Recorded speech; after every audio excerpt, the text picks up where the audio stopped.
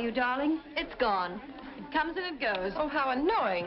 Believe me, it's of no importance. And yet it makes you so nervous. I can only tell you what the doctor said, to forget it and not to worry. Well, I'd worry. Dr. Vengard. I repeat it. Dr. Vengard is the man for you. Don't let's go into that again. I will not be psychoanalyzed. Oh, now, Jill, that's a very middle-class attitude. I'm a perfectly normal woman. Well, that sounds awfully dull. My dear, you mustn't say that about yourself. Not even in fun.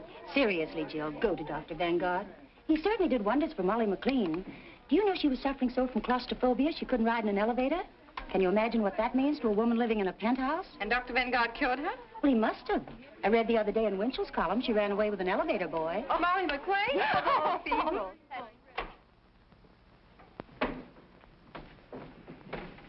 My name is Mrs. Baker. I know. Mrs. Stallings phoned me. Will you please be seated?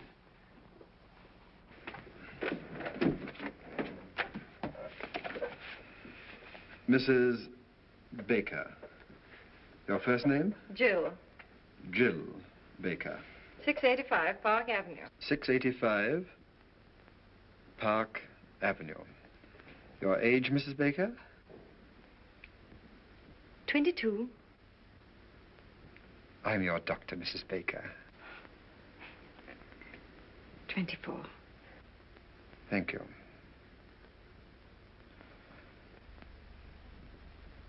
Doctor, I want to be frank with you.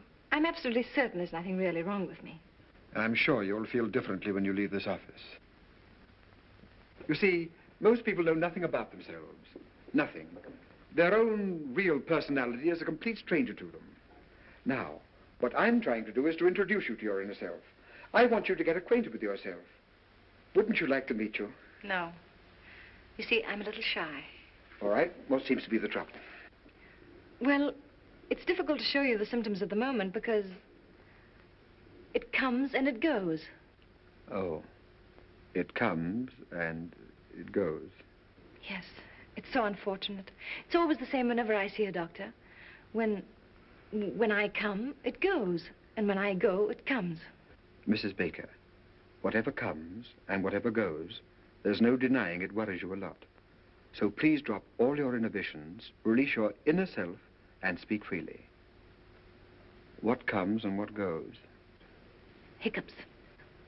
Hiccups? Yes. Whenever I get nervous or irritated, I get the hiccups. It's rather unpleasant and sometimes very uncomfortable. Well, naturally, it's a little early to make any diagnosis, but you're apparently getting these hiccups because of a nervous condition. Let's find out what causes that condition. Sounds plausible. Thank you. Would you mind stepping into the next room?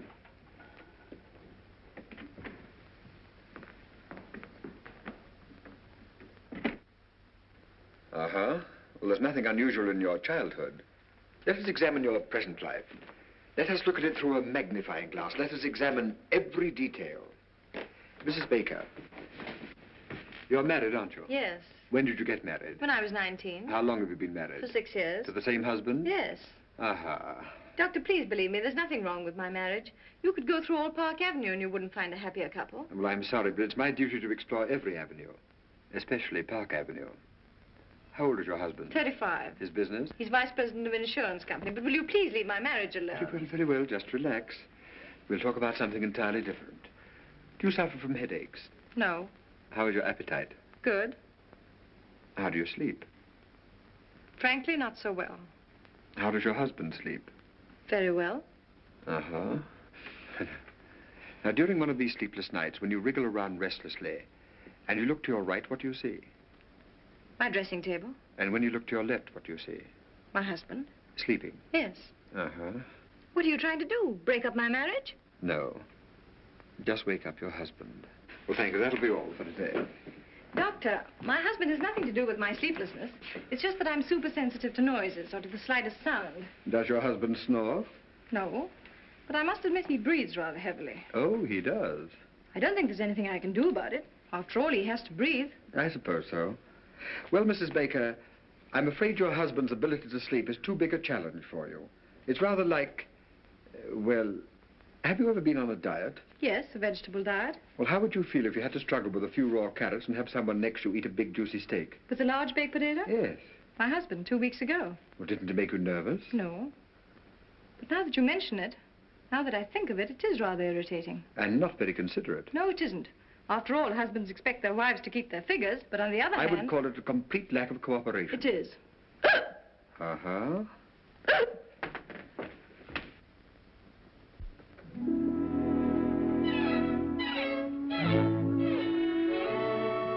Jill, dear. Hello, Margie. Why, haven't I heard from you? How are you, dear? All right. Anything wrong? Oh, Margie, you shouldn't have sent me to that Dr. Vanguard. Did you go back to him? No, and I won't. He's not going to break up my marriage. There's nothing wrong between Larry and me. That's what I say. Are people talking about us? They wouldn't dare in my presence.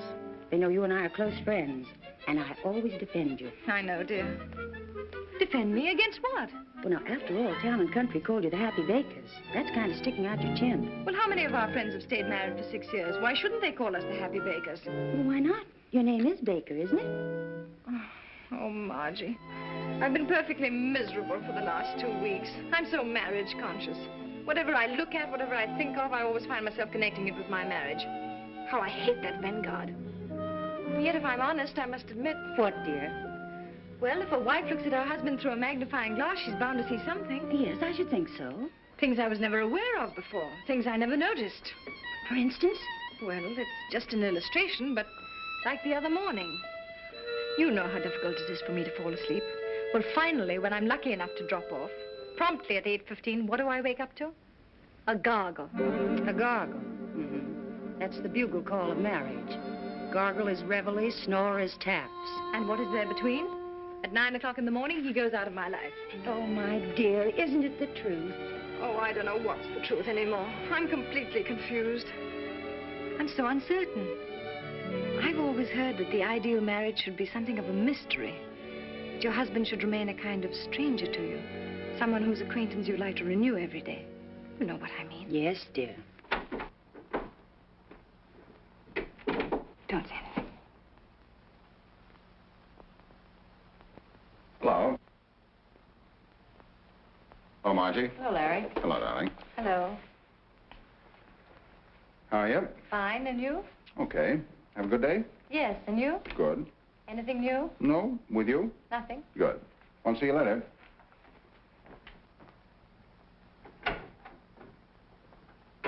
Well, what could he say? Why, of course, dear, there was nothing new, and he frankly admitted it. Jill, Yes, darling. are the Coopers coming to dinner?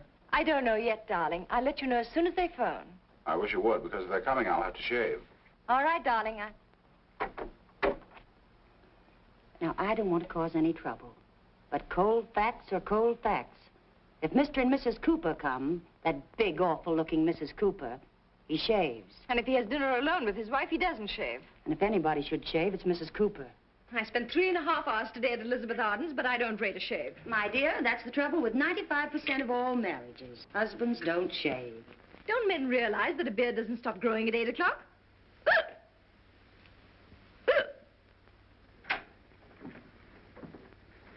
Hmm.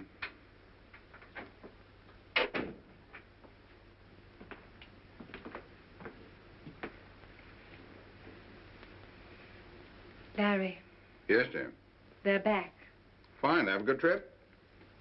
Who? The Evans. Say, that reminds me. That son of a gun promised to call me as soon as he got back. I'll bet Continental's after him about his annuity. The Evans are still in Bermuda. The Hiccups are back. Huh? Oh.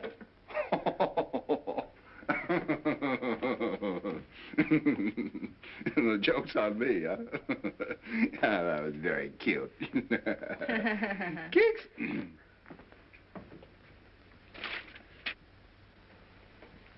Larry, when you came in just now, you asked me if there was anything new.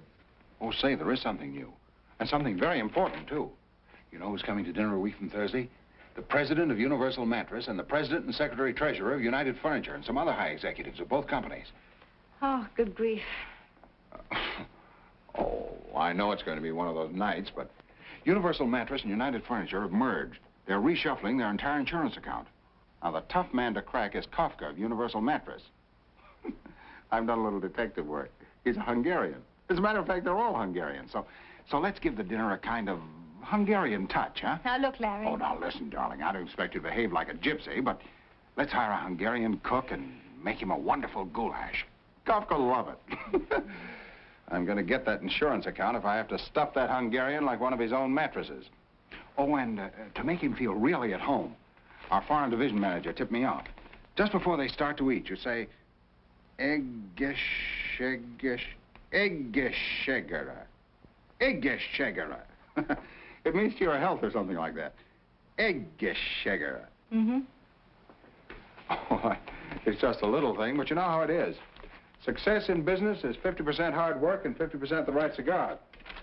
Eggeschegera. That's great, darling. Swell. Only a little more cheerful. You know, Eggeschegera.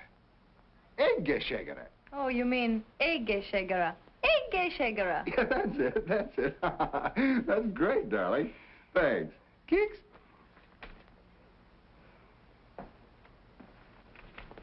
Larry. Hmm? Why'd you do that? Do what? Keeks.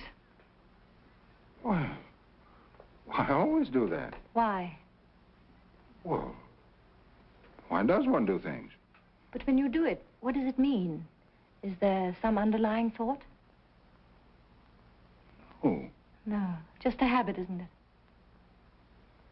Yes, if you want to call it that. Like scratching your head or patting your dog. Would you do it to some other woman? I don't know. I never tried. But you do it to me. Well, you're my wife. And that gives you the right to poke me in the stomach whenever you want to. Darling, don't you feel well? Fine.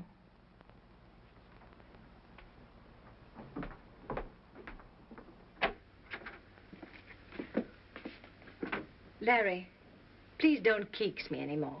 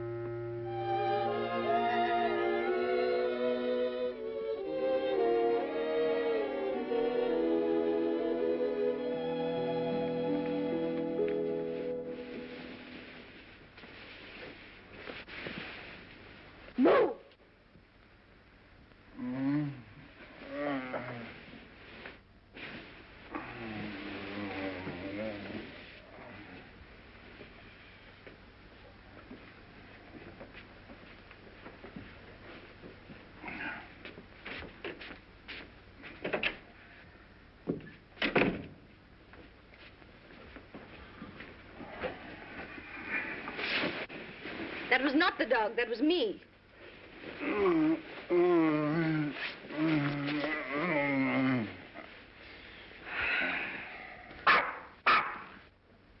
Shh.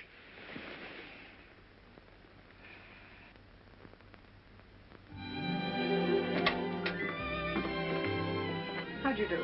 How do you do, Mrs. Baker? Dr. Vanguard will be a little delayed. I hope you don't mind.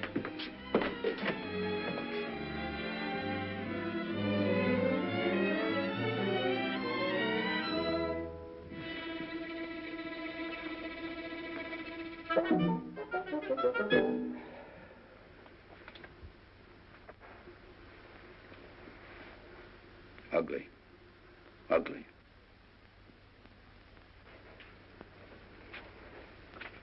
Aren't they ugly? Who? People. Is there anything uglier than the human face? Ah.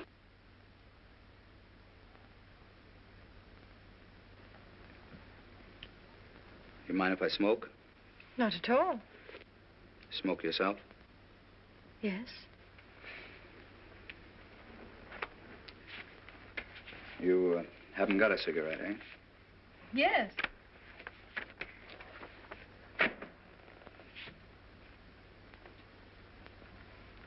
Haven't any without tips? Unfortunately not. Sorry.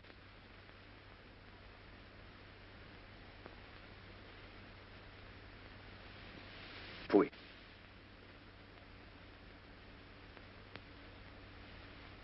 Changed my mind. I'll have a cigarette.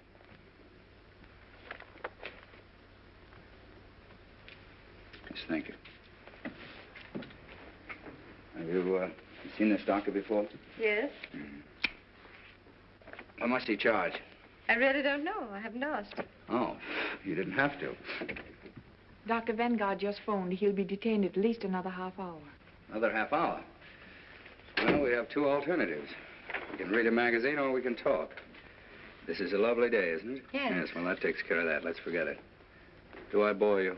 Oh, no, on the contrary. Let me warn you that I say what I think. I'm a complete individualist. Oh, really? I'm against communism, capitalism, fascism, Nazism. I'm against everything and everybody. I hate my fellow man and he hates me. Sounds rather amusing. So I amuse you. I'm a clown, eh? Pagliacci. Oh, no, I didn't say that. All right, don't apologize. This Vanguard a good doctor? I'm sure he'll do you a lot of good. Why do you say that? What's wrong with me? I really wouldn't know. After all, I'm not the psychoanalyst. Uh-huh. What's wrong with you? Nothing. Why are you here? You don't go to a psychoanalyst to have a tooth filled. So what's wrong? I think we'd better read magazines. All right.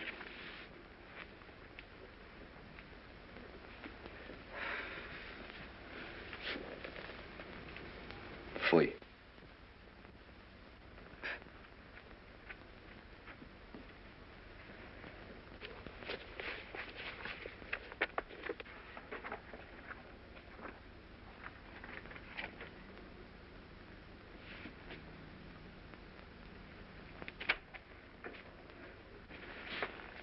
I hate to bother you again, but what does one have to do to be happy? I think Dr. Vanguard would know more about that than I.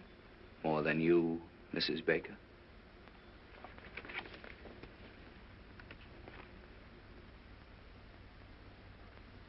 Oh, that article. You know, Mrs. Baker, this is the first time in my life I've ever met a really happy person. Seems to irritate you. No, it makes me curious.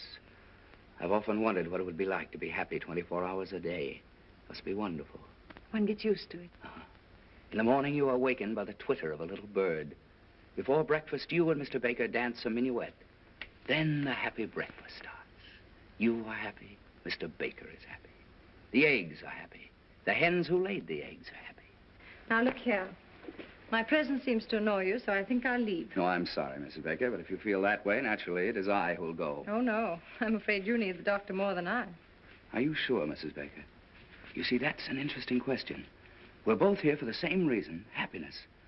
One has not enough, one has too much. Who needs the doctor more? Now, that's interesting, isn't it? Rather, but I don't like to discuss it. Yes, I understand, Miss Baker. Well, I'm very happy to have met you. I'm very sorry if I've offended you. Goodbye, Miss Baker. Goodbye. Fui. Oh, just a moment. Yes? May I ask you one question? Certainly. Yes? What's wrong with that picture? Are you really interested? Yes. Sit down. Now, this artist saw no more in that tree than the camera which photographed the happy Mrs. Baker. It's only the surface. Art goes much deeper. You see, if I were a painter and I were to paint you, I don't know what the picture would look like. It wouldn't look like that photograph. Do I make sense? Yes. Quite a bit of sense.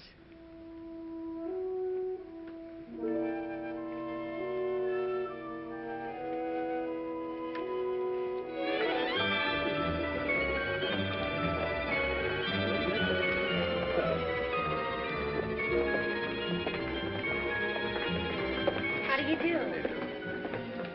Thank Hello, you. Sebastian. Hello. Oh, by the way, my name is Sebastian. Oh. Alexander Sebastian. The name mean anything to you? Be frank. Well, if you insist, no. It's all right, it's all right. Why should it? Let's look at the pictures.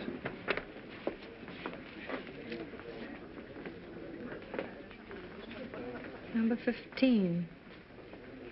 Child with trumpet. No good. I was afraid it was. The artist hasn't found himself yet. When he does find himself, where is he? child with trumpet. The child's all right, but he's missed very badly on the trumpet. Didn't he? That won't live. I hope not. Fui. That's almost great. Who painted it? A woman. No man could be so malicious. 26. Eleanor Stroud. Portrait of Alexander Sebastian. No use denying it. That's me. That woman didn't paint me. She performed an autopsy. She saw me. Frankly, the whole thing looks to me like a puzzle. Puzzle. That's correct. Good. I was a puzzle to her, but she was no puzzle to me. And that's her revenge. See, when I first saw that picture, I was terribly upset. I don't blame you.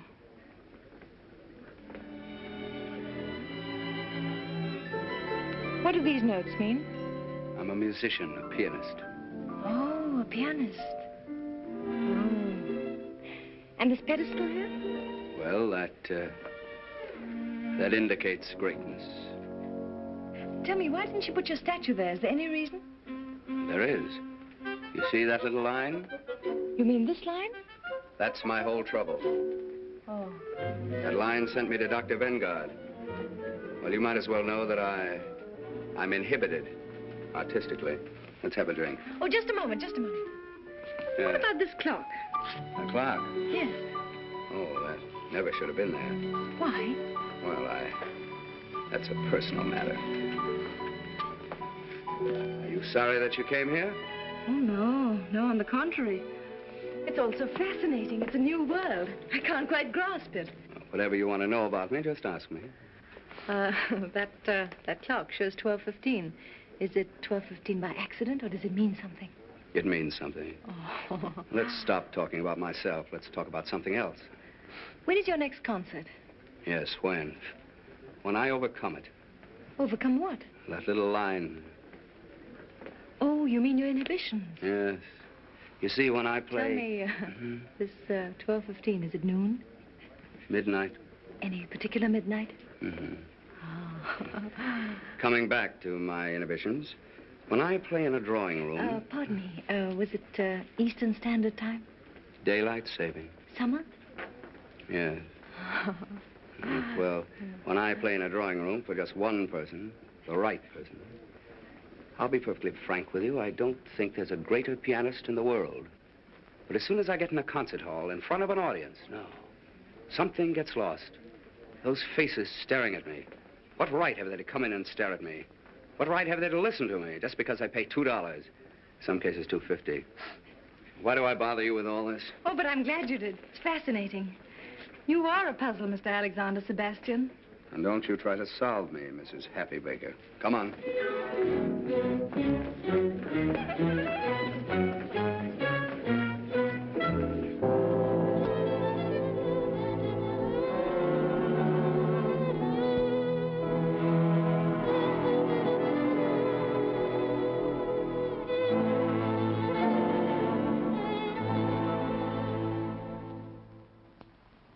Mrs. Kopka, Mr. Yanushek, Mrs. Yaroshi, Mr. Jones. Jones? How does a foreigner like that get in here tonight? He's Mr. Baker's lawyer. Oh. Well, I suppose you always have to have a lawyer with Hungarians.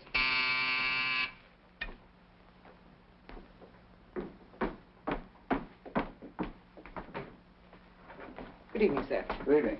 How's the goulash coming? Fine, Mr. Baker. Did a package arrive for me? Not yet, sir.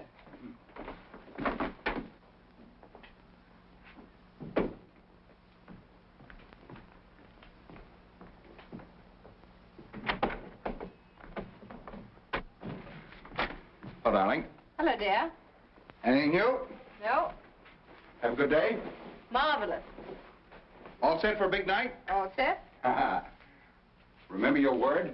Egeshegara. Egeshegara. That's it. Good. What is it? Your package had arrived, sir. Albert didn't tell me. Oh, fine.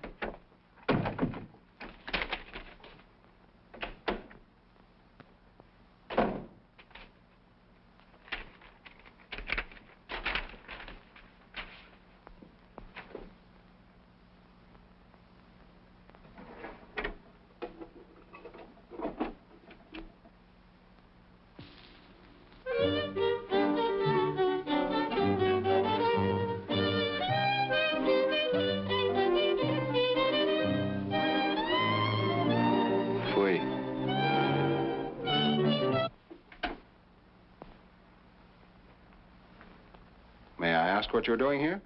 Waiting? Oh, you're waiting. Tell me, how soon do we have dinner? Dinner? That's what I was invited for. Oh. Oh, I'm sorry. Tell me, are you with Universal Mattress or United Furniture? I'm not with anything. Oh, playing both sides, huh? Well, it's not such a bad idea. Say, tell me, how do you feel about Mr. Kafka? Indifferent. Well, I can tell you, nobody's going to put anything over on him. He's pretty smart. I think it's very clever that they've merged. Merger will out, won't it?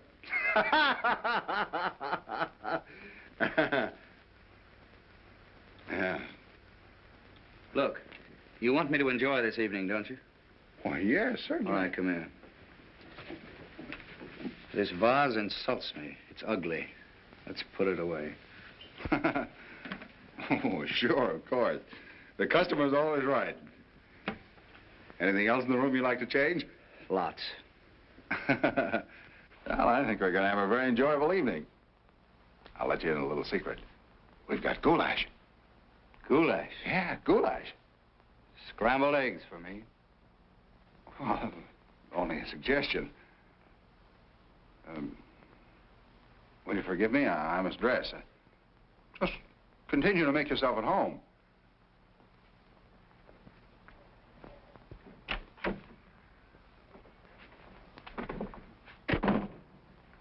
Gee, these Hungarians are certainly funny people. Have they come? One of them has. Look, dear, aren't we dressing? Why? Well, he isn't. Oh, that's Mr. Sebastian. Sebet. Who's he with? With. He's against everything. He's an individualist. Is he that rich? Oh, he doesn't care anything about... How do you know? Dear, it's Sebastian. Alexander Sebastian. I told you the other day, but that's the trouble. You never listen to anything I say. Makes no impression. Oh, I remember now. That piano player. He's not a piano player. He's a pianist. And pretty soon he'll be very important. Someday you may be very happy to insure his hands for $100,000. Look, darling, I'm giving this dinner especially for these Hungarians. Could he pay a premium? I don't know, and I don't care. You know, sometimes I don't understand you. Here we've got a $500,000 insurance possibility tonight. I've gone to all this trouble to get up a special Hungarian evening for the president of Universal Mattress. And you invite this piano player. You should know better. Musicians and mattresses don't mix. Look, Larry, for 6 years I've been living insurance, and I'm tired of being an annuity. Can't I just myself spend one evening with Rimsky-Korsakov and Stravinsky? Rimsky-Korsakov? Stravinsky? Who else is coming? Why didn't you invite the whole Philharmonic and have them bring Deems Taylor along as commentator? Oh, all right, all right. Let's drop the whole thing. If you don't want him to play, he won't play. Play? Say, that's not a bad idea. Maybe he could liven up the party, huh? If Mr. Sebastian consents to play, which I doubt, but if he does consent, it won't be Hungarian swing. Well, what will it be? Something you'd have to pay $2.50 to hear. You mean like Carnegie Hall? Exactly. Not in my house. Not tonight.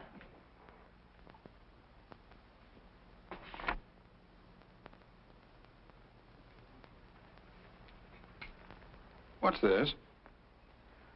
Oh, that's a reproduction of a painting I saw in an art gallery. Do you like that? Love it. Well, what is it? Can't you see? Now, listen, quit kidding me. What is it? It's a portrait A portrait? Of what? of a man. Listen, I know I'm just a poor, ignorant insurance dope, and I don't know anything about Stravinsky. But we've been married for 6 years, and I think I've made you a pretty good husband. When I ask you a question, you still ought to do me the courtesy of answering. You don't have to make fun of me.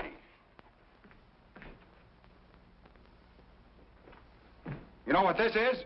The Grand Canyon.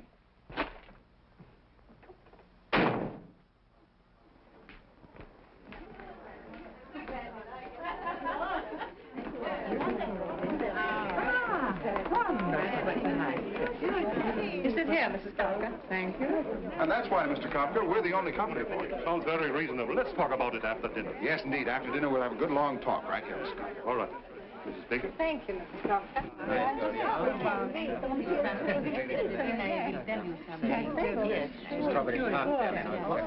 You mean not even Lohengrin? Especially not Lohengrin. I give you all of Wagner. Except one passage in Tristan. That's really good, but you never hear it played right. Perhaps someday I could hear you play it as it should be played. Perhaps. I don't eat strawberries. Oh, I'm sorry. All right.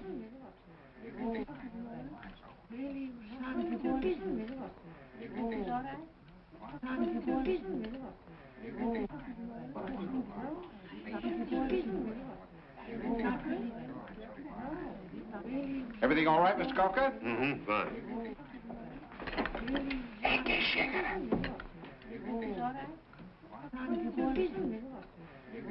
Egészségére. Egészségére. Egészségére? Milyen jól mondta ki. Hallottátok? Azt mondta, hogy egészségére. Egészen jól mondta magyarul. I thank you so much, Mrs. Baker. You make one feel at home. That's what I call hospitality, Mr. Baker. I didn't know she knew it. I wonder where she picked that up. What does it mean? To your health. Oh, isn't that nice? And she pronounced it so well. Ingat. Igen, szívem. Ugye milyen jól mondta ki magyarul? Igen, nagyon jól. Nagyon jó. Nagyon jó. Egészségére! Én már régen nem beszéltem magyarul. How comes you speak Hungarian? Were you born in Hungary? No, I studied music in Budapest. Budapest. Jaj, Budapest. I lived at, what's the name of the street?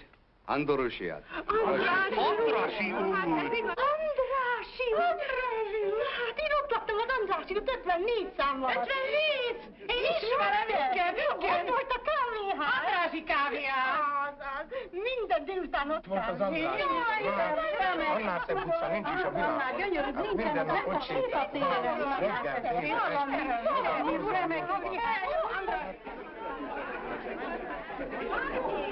Reggel, I tell you what.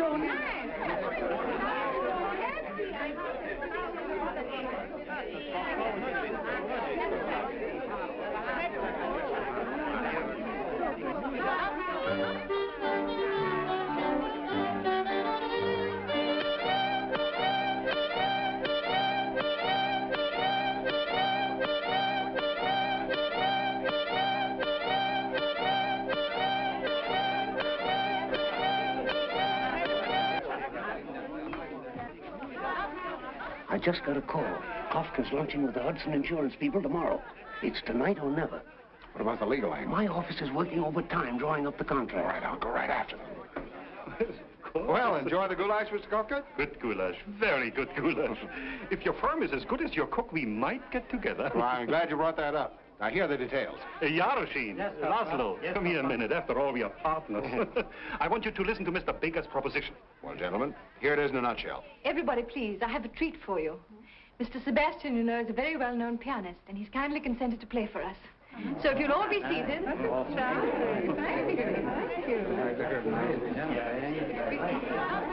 Does he have to play? Don't worry.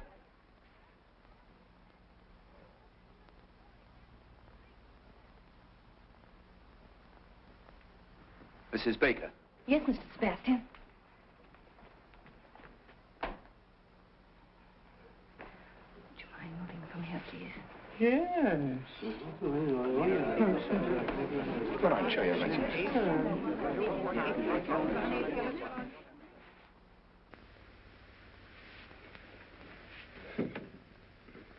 It's locked. That's odd. It's the key. It's two silver words. Who could have locked the piano? Where's the key? I don't know. It's a funny idea. Why should anybody lock the piano? It's too ridiculous. Why should anyone lock it? It's the key. As I was saying, Mr. Kafka, my proposition's a very simple one, but a very sound one. I broke it. Don't you worry. I won't. Now, Mr. Sebastian, please tell us, what are you going to play? Well, first I'm going to play... Mrs. Baker. Yes, Mr. Sebastian. All right.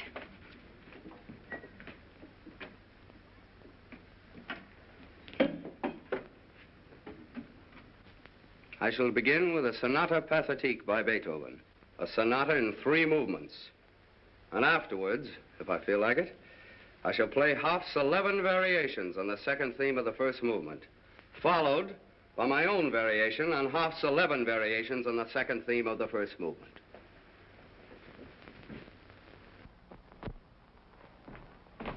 Listen, how long is the sonata? The only one I ever heard lasted 3 cigars. It's a catastrophe. It's a disaster. Jones, we're sunk.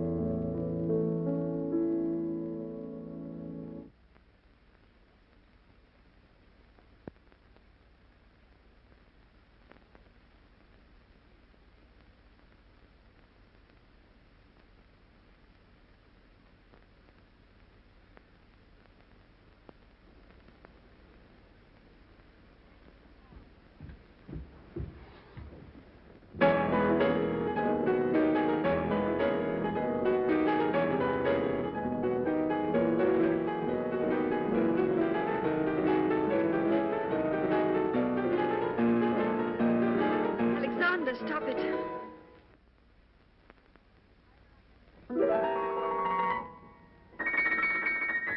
Please don't.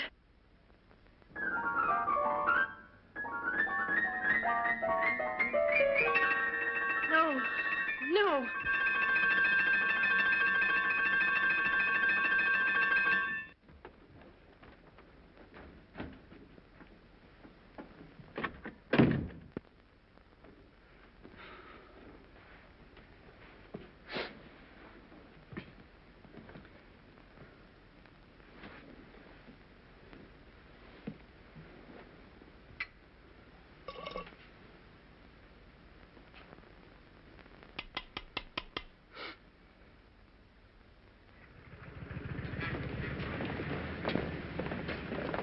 You know, Jones, I'm glad you got that clause in the contract. It saved our necks. Another...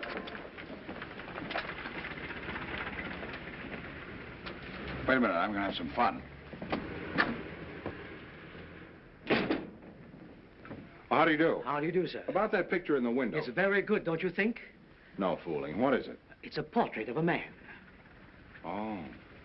Well, certainly. What else could it be? Excuse me, sir, not everybody understands modern art. Well, thanks. If you're interested, it's only $500. $500?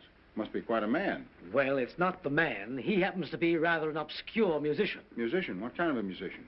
A pianist, I think. Is it by any chance Alexander Sebastian? Well, that's who it is. You recognized him. He seems to be a friend of yours. Wouldn't it be amusing to have him in your home permanently? Not very amusing.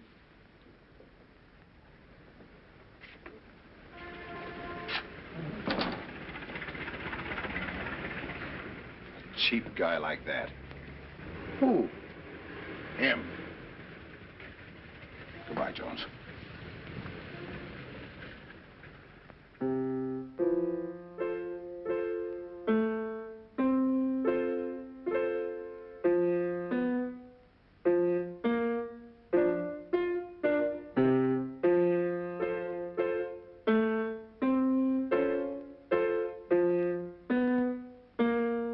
Hello, darling. Hello. Isn't this a nice surprise for you? Yes, very nice. Merry Farmer. What's he so merry about? Oh, darling, you don't begrudge me a little music, do you? Oh, no, no. Anything new? Well, this, isn't it enough? Yeah, plenty. Have a good day? Fine. You seem to be feeling better these days. Oh, yes. I slept 10 hours last night. And, Larry, the hiccups have completely disappeared. Isn't that good news? Yeah, very good news.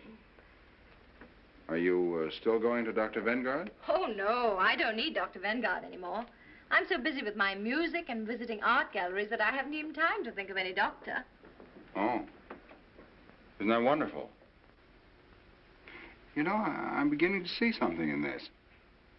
Yeah, it starts to look like a man. Huh? Why did you say that? Well, the other night. Oh, you took that seriously. I was only kidding. How could that be a man? I was nervous about the dinner party, and I said whatever came into my mind. I'm sorry, darling. No, dear, no, I don't agree with you. It does look like a man. Now, don't be stubborn. Can't you take a joke? Well, then, what is it? Huh? It's a meadow. It's called Meadow in Spring. Oh, in spring. Huh? Yeah. Hmm.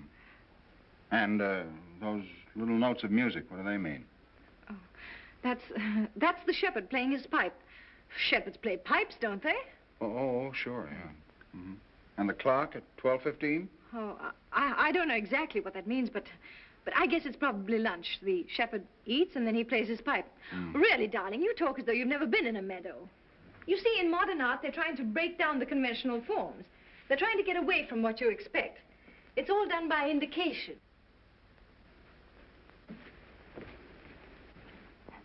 What are you doing? Oh, just putting a mustache on the shepherd.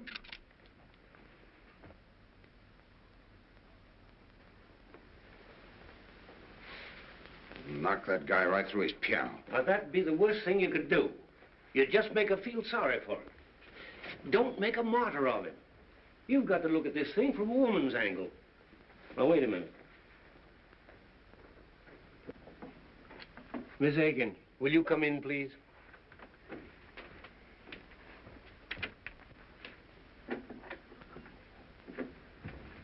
Miss Higgins, we want a woman's point of view on a certain situation.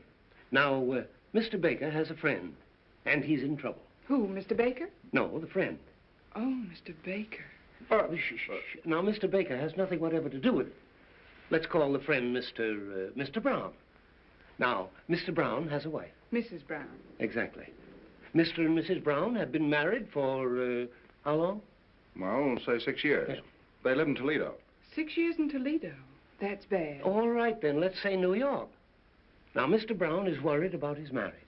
Things are not going along as well as they used to. What kind of a man is this, Mr. Brown? Very nice. Wouldn't you say so? Yes, very nice. Is he attractive? Very attractive. Don't you think so? Yes. And yet she's complaining. Well, she's drifting away from him. Yes, and he wants to get things back on the old basis. Who doesn't? Yes. Now, Miss Higgins, as a woman, I'm asking you, what is the right approach? Well, I should say a mink coat would do the trick. She has a mink coat. Then what's she complaining about? Thank you, Miss Higgins. That's all. Well, gentlemen, you wanted to get a woman's point of view. Just a moment. Now, look here. Mrs. Brown is interested in another man. Oh. Does Mr. Brown know? Yes. Has he any proof? Too much. Has he any witnesses? No. Then he's sunk. Thank you, Miss Aiken. Well, I'm sorry, Mr. Baker, but if there aren't any witnesses, she's going to deny it, if you want the woman's angle. Miss Higgins, we're thoroughly satisfied. Well, I'm afraid I'm not the right person to give you any advice. I probably have too much sympathy for Mr. Brown and not enough patience with Mrs. Brown. We get cases like that every day. The wife is bored, marriage is just a habit, but on the other hand, she accepts everything her husband gives her. I think she ought to be kicked out. Do I sound old-fashioned? We'll let you know, Miss Aikens. Well, anyway, I think Mr. Brown is a pretty swell guy. I've always thought so. Some woman. Yeah. She certainly had a couple of interesting angles. I didn't notice them. Good.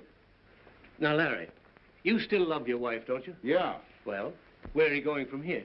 I have a dinner appointment with old C.K. Higgins at his club.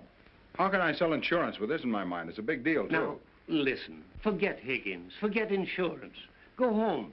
There's only one thing you have to sell. Yourself. The most important client you ever had in your life is waiting for you. And her name is Mrs. Baker. Now, you're the best salesman in the business. There's nothing wrong with your marriage. You just have to resell it once in a while. Not so easy. Well, who said it was? Was it easy to sell hail insurance in Southern California? Just find the right slant. A new one. Selling marriage with a new slant, huh? Yeah, a new slant. Yeah, that's not a bad idea. But what is that new slant? That's what I'd like to know. What is it? What is it? What is it? Selling marriage with a new slant.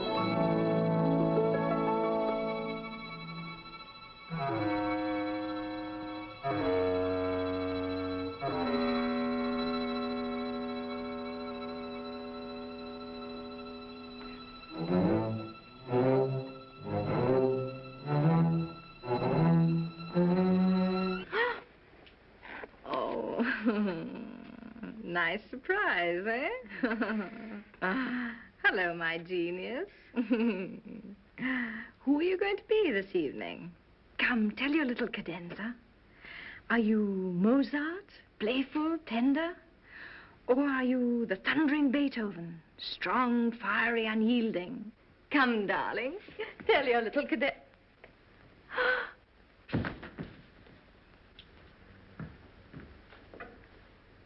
Da, da, guess who is here? Guess who is here? Guess who is here? It is Wotan, the god of gods, coming down to... Anything serious? No, she just fainted. Oh, well, women are always fainting. Any particular reason? No, no. She just thought I was a genius. Then she found out I wasn't, and it was too much for her. Please make yourself at home. I'll be right back. I want to get some smelling salts.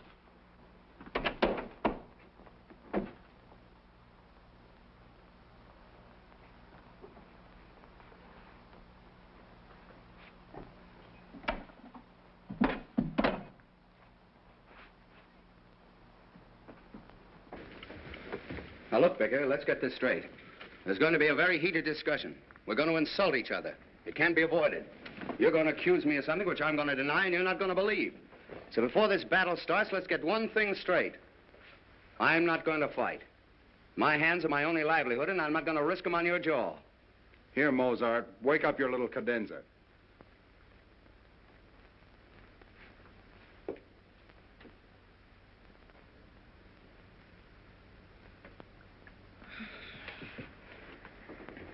What's happened? Well, I... You! What? That's very funny. You know what I thought? Look, I think I...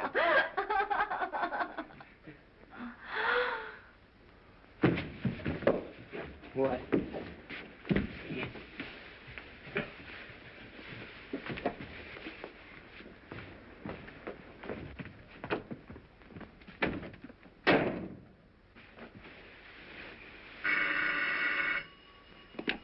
Hello? Hello, Jones. I'm still selling.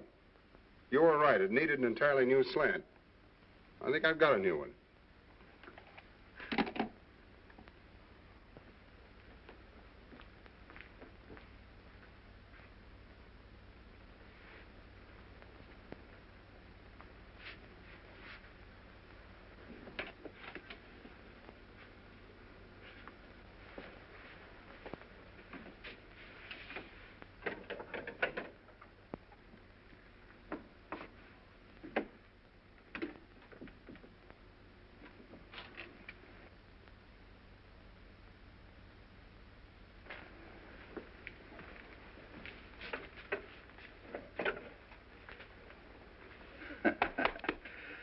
Vicar, I don't trust you. Oh, come on. Have a cigar. Either you have something in the back of your mind or that cigar stinks. No, no. That's the same cigar I give my customers. How old are you, Sebastian? Not as old as you? Right in the prime of life, huh? You in good health? Good enough. Even better after I've had dinner. But I'm not going to fight. No, no, no. I don't want to fight. But you might run into a husband sometime who hasn't my respect for great music. Where would you be then? Come on, Sebastian. I'm going to do something for you whether you like it or not. I'm going to insure your hands. That'll give you complete freedom of action. It'll give me 5%. Then we'll both be happy. I'm not going to fight. No, I know. I understand. You're an isolationist. Isolate yourself over there. You know, the best part of this whole thing is that we... Sit down. We can write this hand insurance as a subclause to your life insurance. Life insurance? What do I want with life insurance? Haven't you any dependents, any relatives? Relatives? Fui. I'll tell you. You can leave it to my wife. She can buy herself a beautiful brooch in the shape of a piano with little diamond keys. And then every time she pins it on, she'll think of poor dear Sebastian. Believe me, if anybody should insure his life, it's you. And right now...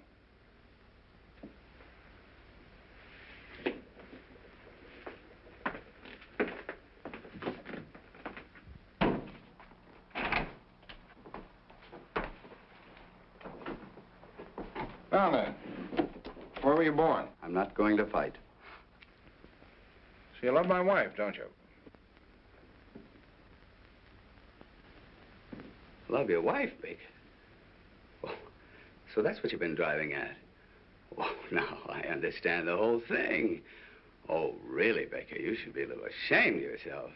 Great big insurance man like you deals so successfully with human nature. You should know better than that. Naturally, I think your wife's very attractive and very charming. She likes music. What's that thing loaded? Yeah. Oh, now, look, Baker, get it out of your mind.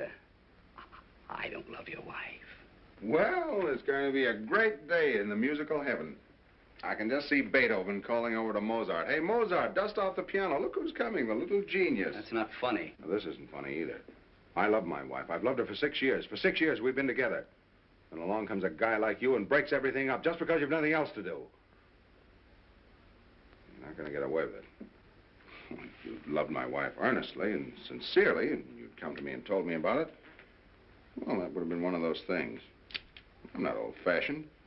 If you'd both felt that you would have been happier without me, what can I have done? Pack my suitcase. And I wouldn't have to do this. Oh, you know, Baker, you kind of had me worried there for a minute. When you pulled out that revolver, I thought, here's a conventional citizen. No sense telling the truth to a man like that. But now I see the real Baker, modern, up-to-date. Baker, I'm going to open up to you.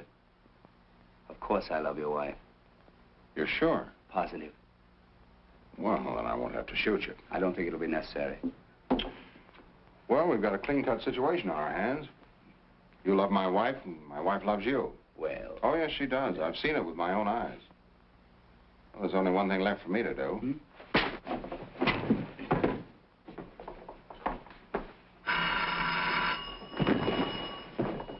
Hello? Oh, hello, Jonesy. I'm still selling.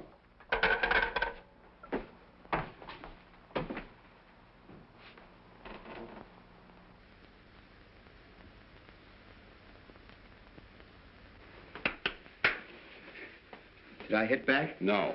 Good. Shouldn't have done that, Baker. I know, and I'm sorry. Shouldn't have done it. I slipped back into the old-fashioned Baker. I probably won't do it again. I'm not going to fight. Hello. This is Lawrence Baker. I want to reserve a room for tonight. I'll be right over. Thanks. Baker. Are you really moving out? Well, yes, certainly. I think I should leave the apartment to her. You do? Well, yes, it's only fair, don't you think so? Yes, I think that seems to be the best approach. Well, I'm glad you think so. No, I don't want there to be any bitterness. No, fortunately, I'm in a position to give her security, to take care of her future. And why not? She deserves it, don't you think so? Hmm? Yes, I do. After all, she's given me the best years of her life. Yes, I'll take some wonderful memories with me. She's a nice girl, isn't she? Hmm? Yes, very nice. Of course, she has her faults. Well, who hasn't? That's true. Sebastian, if you should ever run into one of her bad moods, all you have to do is... Oh, no, perhaps I better not tell you. Come on now, don't act like a little boy. What is it? Oh, well, it's kind of personal. Why? Come on, what is it? Well, if you ever should run into one of her bad moods and you want to snap her right out, there's only one way to do it. What's that? Just keeks her. Keeks her? How do you do that? Just keeks. She like that? Insane about it. Thanks, Vic. Keeks? Oh, no. Now, about the cause for divorce. According to New York state law, one of the parties must have a correspondent. Oh, there must be some less embarrassing way. Not in New York. Well, you don't have to do it. I'll get the correspondent. Oh, no. I wouldn't like to put you in that position. Well, that's all right. But why should you take the blame? Well, it's okay. It's quick and painless. Very white of you, Baker. Thanks, Sebastian. That leaves the property settlement. The following agreement has been reached between Lawrence Baker, hereinafter referred to as a party of the first part, and Jill Baker, hereinafter referred to as the party of the second part. It is understood that the party of the first part transfers title to the apartment at 685 Park Avenue to the party of the second part. Well, what about the furnishings? Yes, what about him? Well, I didn't understand that you Oh, were... yes, I want everything transferred to the party of the second part. Can't we take that up later? No, let's get everything settled now. You're entitled to it. Oh, now look, Now, he's only trying to be fair. you're too generous. No, just fair. That's all. Well, if there's anything you want... Oh, I don't need anything. What would I do with it? But Larry... He lives in a hotel. Where would he put it? He'd only have to pay storage. That's right. Well, I'd better change this.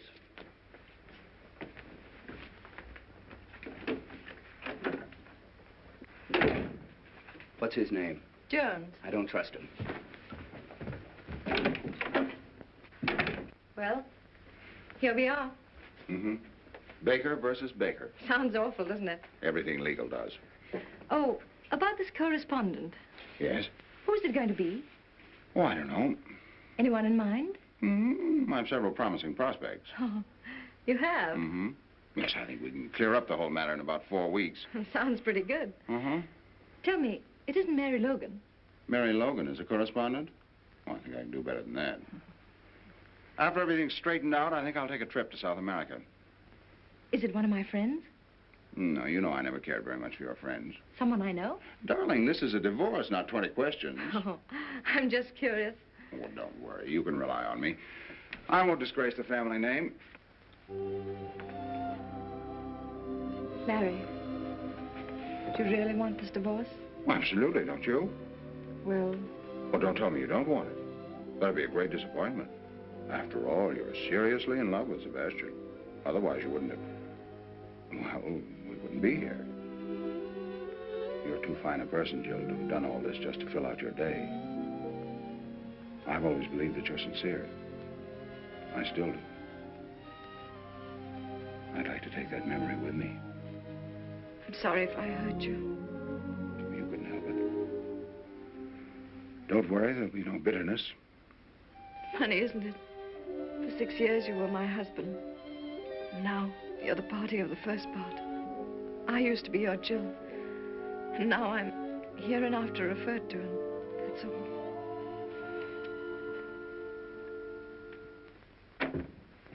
Well, everything's taken care of. What's the matter? What'd you do? Nothing, just went over some of the details. I don't trust you, Baker. Darling, there's nothing to worry about. It's a very clean-cut agreement. Alexander, please, I'm so nervous. Can't you understand? Of course, we all have our little moods.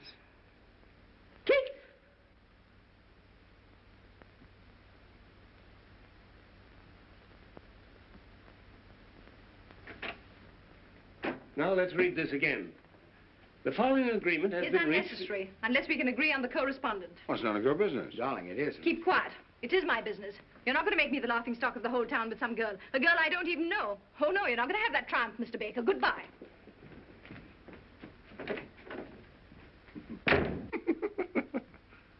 Kicks?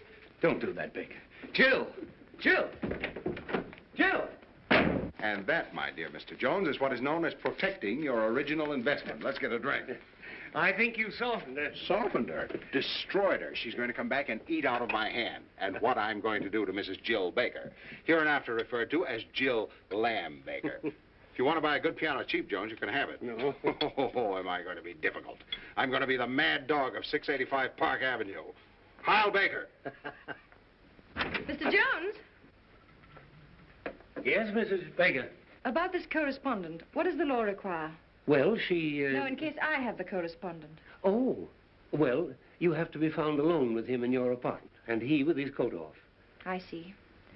Alexander, Yes, darling. are you willing to take your coat off for me? Anything you say, darling. Oh, no. No, no. Oh, yes, You mean you really want to do that? I do. You want to compromise me with that guy? Ah, you seem to forget, Baker, that she's in love with that guy. Keats! You brute! Alexander! Alexander! Alexander!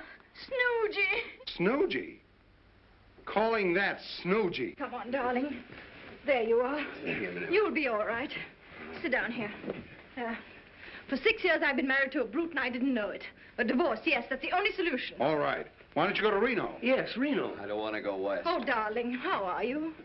Unshaken. Would you establish residence in Pennsylvania? Pennsylvania? It's around Philadelphia, isn't it? In the neighborhood, yes. Well, that's not bad. They've got a good orchestra. It'd be easy to communicate with New York. Very well. Shall we say Pennsylvania? All right, Pennsylvania, China, anywhere. Only let's get it over with. Okay, let's look up Pennsylvania.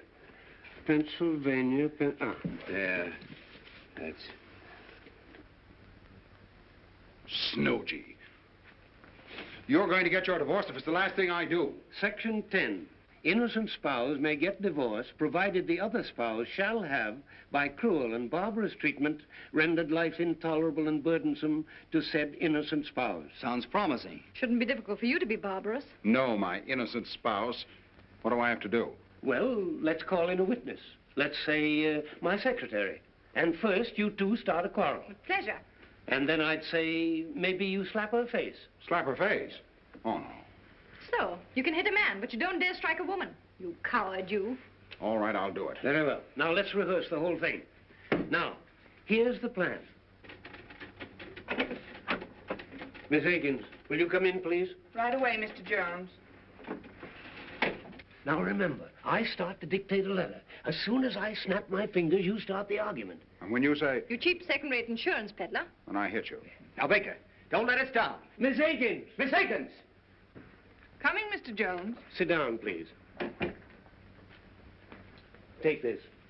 To Walter K. Dovenmule, Capital City Bank and Trust Company, Columbus, Ohio. My dear Mr. Dovenmule, now let me see. So you won't tell me? I wasn't there. My mother saw you. Your mother gives me a pain in the neck. How dare you say that about my beloved mother? Your beloved mother. Pooh! So you won't tell me, huh? I wasn't there. But my mother saw you. Your mother gives me a pain in the neck. How dare you say that about my beloved mother? Your beloved mother. Pooh! Who are you to poo my mother? Your mother. Do you know what your mother reminds me of? Hey, stop, stop! Just a minute. Miss Higgins, I didn't tell you to leave. Yes, for heaven's sakes, Miss Higgins. Sit down. Now, read that back to me. Mr. Walter K. Dovenmule, Capital City Bank and Trust Company, Columbus, Ohio. My dear Mr. Dovenmule. So you don't like my mother? No, I don't like your whole family. Oh, you don't? No, I don't like your father. I don't like your brother. And do you know what your mother reminds me of? What? Of you. That'll give you a rough idea of what I think of your mother. You cheap second-rate insurance peddler. You cheap second-rate insurance peddler.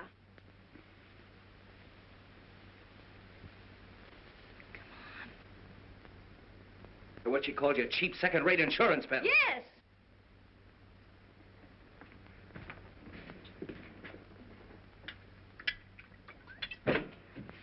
Now, look, man, our whole happiness is at stake. One good sock. Here, have another cognac. Now, give it everything. Read it back to me. Walter K. Dovenmule, Capital City Bank and Trust Company, Columbus, Ohio. My dear Mr. Dovenmule. Yeah, my dear Mr. Yeah. Everything I said about your mother still goes. And double. Oh, it does? Yes, it does. Well, I still say you're a cheap second-rate insurance peddler. Oh, so I'm a cheap second-rate insurance peddler, am I? Yes, you are. Say it again. You cheap second-rate insurance peddler.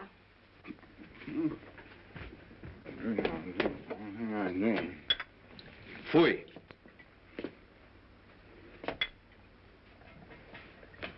Come on, Baker, pull yourself together. You can do it. Swell guy like you.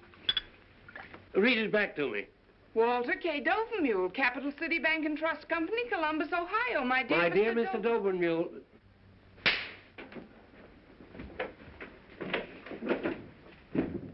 Did you see that, Miss Higgins? A husband slapping his wife? Yes, did you see it? Mrs. Baker, I'm very sorry this happened in my office. So am I. Imagine that, a husband hitting his wife. He had to get drunk to do it. Goodbye, Mr. Jones. Goodbye, Mrs. Baker.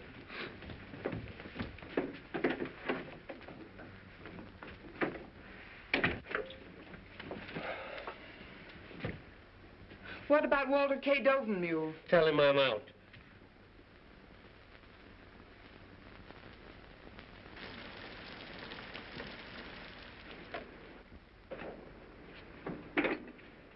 Thank you, sir.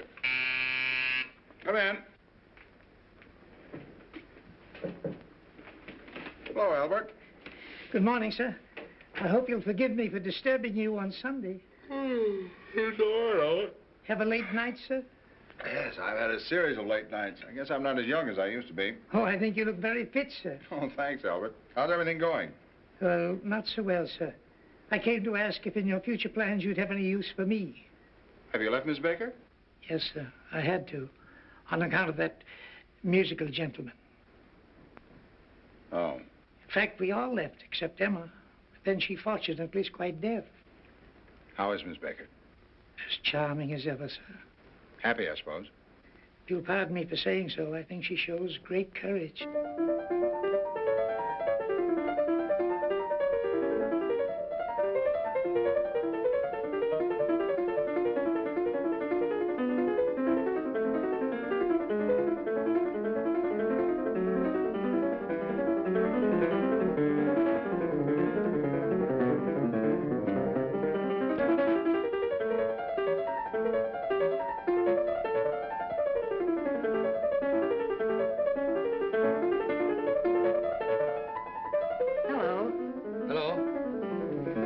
Mrs. Baker.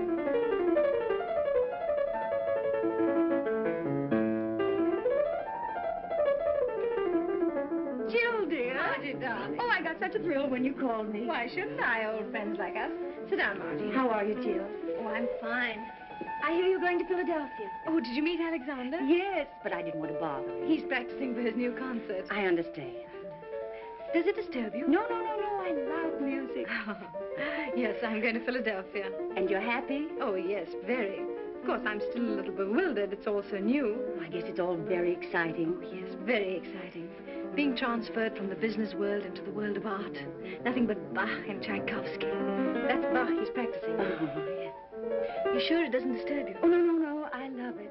You don't have to be ashamed. Not everybody likes Bach, so if you want him to stop... My dear, I wouldn't think of it. The whole thing sounds so very romantic. Yes, very romantic. Oh, by the way, have you seen Larry? Yes, I saw him last night at the Monte Carlo. Larry at the Monte Carlo? Yes. Imagine. Just a moment.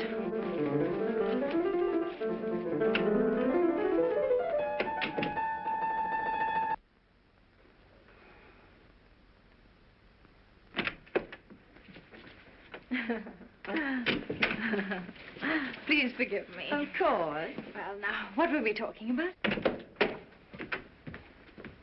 So, you don't like my music, eh? Oh, Alexander. I make nothing but a lot of noise. All right.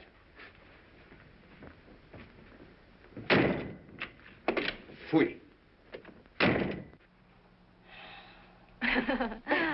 Isn't he original? Oh, very. I hope you don't mind. No, not at all. I love to make him angry. He turns into a big grizzly bear. It must be fascinating. Jill? The bear.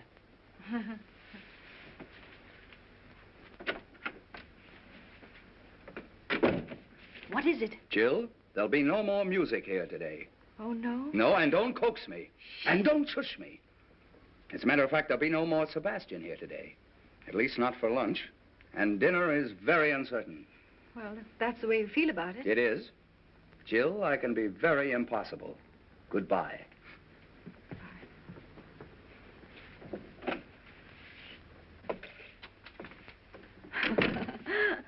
What fun. I only hope poor Larry has as good a time as I. Well, when I saw him at the Monte Carlo. Oh, yes. I suppose that was another one of those dull business evenings. Was it a large party? No, I'd say she was about your size. Oh. Was she attractive? No, I didn't think so. But George and Freddie thought she was terrific. You know George and Freddie. But what do you care? That's right. What do I care? Larry's entitled to have a little fun. That's the kind of life he likes.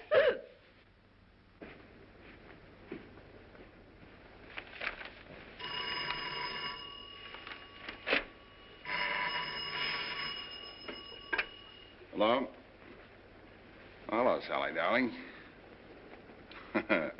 I feel pretty good considering. What about you?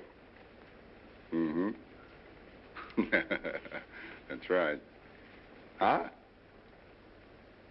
Well, no, I'm sure you took it with you when we left for the Monte Carlo. Wait a minute.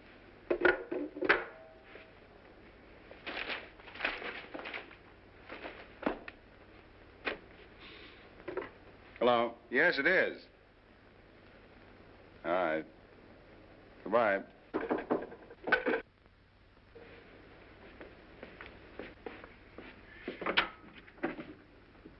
Hello. Hello. You going to throw me out? Jill, you shouldn't have come up here. It's rather embarrassing. Well, I was just passing by. But after all, if Sebastian finds out... Oh, don't worry about that. But I do. A girl engaged to be married, coming to a bachelor's apartment, and unannounced. Just a moment.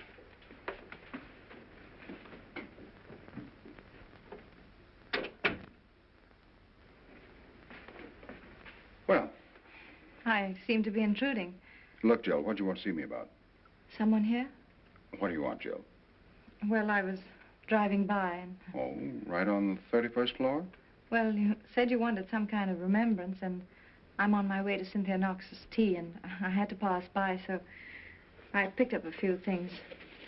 Some snapshots of us taken together. Thought you might be interested. Thank you. Aren't you going to look at them? Oh, yeah. Well, it's the first time we met. There's one of you sitting in my lap. Our wedding, our honeymoon. That's very nice, thanks. Anything else? I heard you were at the Monte Carlo last night. Yeah. Sleepy? Huh? Yes. Well, give my regards to Cynthia Knox.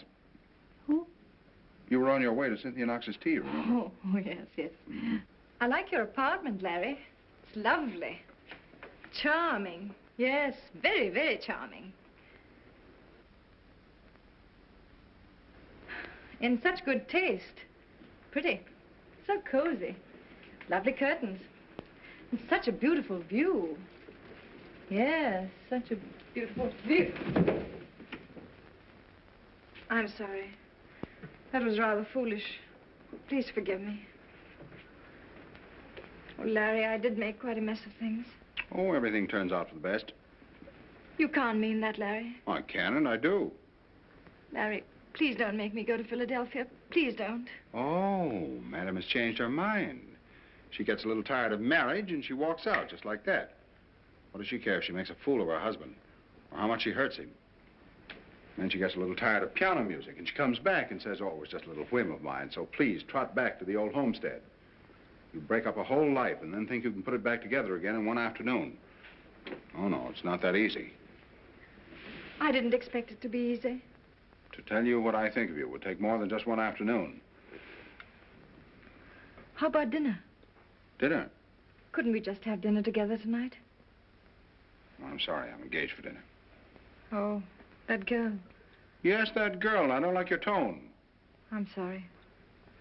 First you try to mess up my life, now you want to spoil that girl's Sunday. Sally doesn't get every day off, you know. Sally works hard. Oh, she does. Now, what's wrong with that? Nothing. She doesn't have everything dumped in her lap like you. She hasn't time to go to crazy art galleries, play around with second-rate musicians, or go to psychoanalysts. She hasn't a husband to pay for her complexes.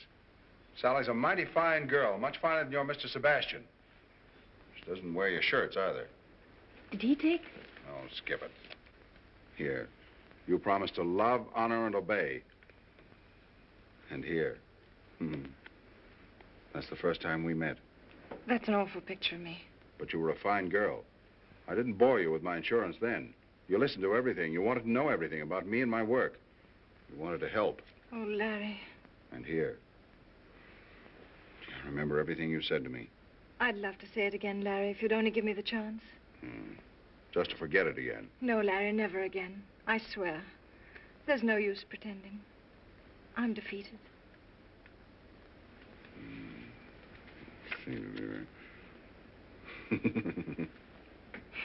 Gee. I'll always remember that tree in front of our hotel window. And that funny old Italian waiter? Well, that wasn't here. Oh, yes. No, it wasn't. No, here. Oh, that's right. That's that front porch. Our first breakfast. Yes. Oh, Larry, couldn't we have dinner together? Not tonight. Why not? Sally, Let me talk to her. Oh, no. Woman to woman, she'll understand. No, no. Please, Larry. Well, you don't deserve it, but I'll see what I can do. Thank you, darling. You stay right here. It's going to be very tough.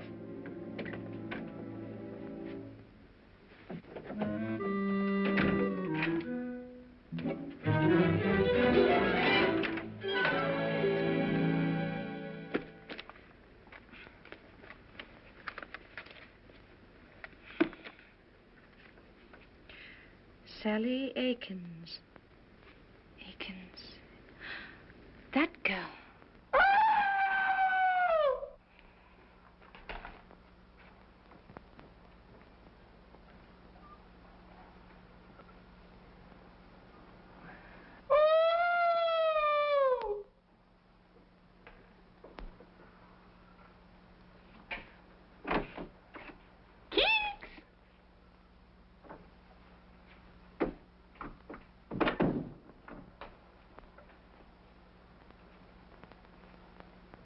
How'd you do, Miss Akins? Oh, hello, Mrs. Baker. Nice to see you. Mr. Baker would have loved to have seen you, but unfortunately he's busy. Oh, he asked me to give you your handbag. Oh, yes, I forgot it. I was doing some secretarial work for Mr. Baker. Oh, secretaries work on Saturday night. Oh, well, I'm a notary public, too. Oh, I see. And you brought your seal? Oh, yes. A trained seal. Goodbye, Miss Akins. Goodbye, Mrs. Baker.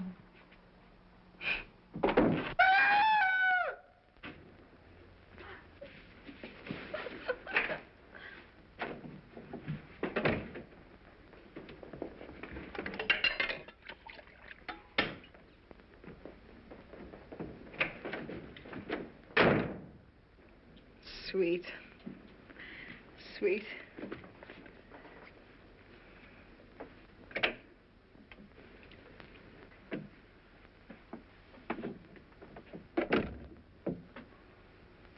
Looks hopeless. Oh. Yeah, it's much more serious than I thought.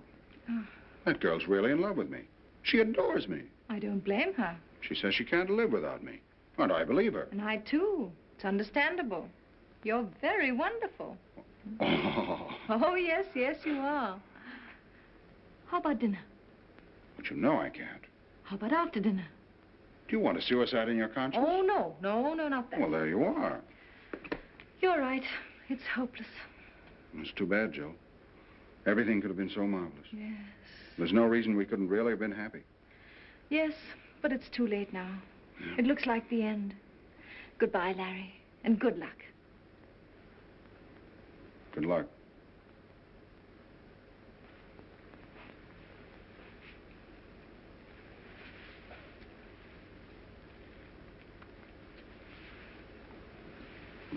I'll talk to her again.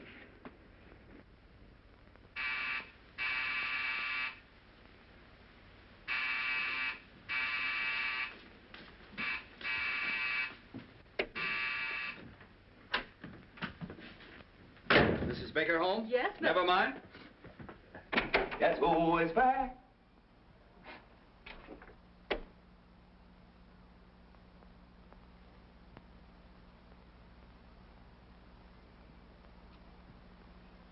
It's Bolton, the god of gods, coming back to Earth.